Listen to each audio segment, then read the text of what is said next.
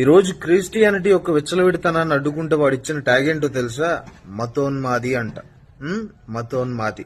ప్రార్థనలని చెప్పి, స్వస్థతలని చెప్పి, టచ్ అంటే స్వస్థతలు కలుగుతాయని చెప్పి, ప్రజలకు మాయ మాటలు చెప్పి, మా దేవుడే దేవుడు, ఇంకెవ్వడు దేవుడు కాదని చెప్పి ప్రజలను మోసం చేస్తుంటే అది అడ్డుకోవడం మతోన్మాదమా? అరే, అసలైన మతోన్మాదులు ఎవరు తెలుసా? మీరు అసలైన మతోన్మాదులు.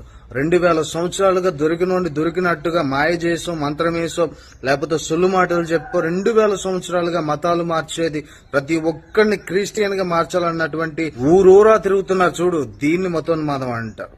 పనులన్నీ మానేసి పొద్దున్న లెగిస్తే కరపత్రికలు పట్టుకొని ఊరూరు తిరుగుతూ, ఇల్లు తిరుగుతూ మా దేవుడే దేవుడు అంటున్నారు చూడండి, దీన్ని మతోన్మాదం అని అంటారు. యేసుక్రీస్తునే నమ్ముకోవాలి, యేసుక్రీస్తు లేకపోతే నీకు రక్షణ లేదు, లేకపోతే నువ్వు నరకంలో పడతావు, నీకు సావే నిత్య నరకమే అని చెప్పేసి చెప్తారు చూడు, దీన్ని మతోన్మాదం అని అంటారు. ఎవరినిరా మతోన్మాదులు అంటున్నారు మీరు?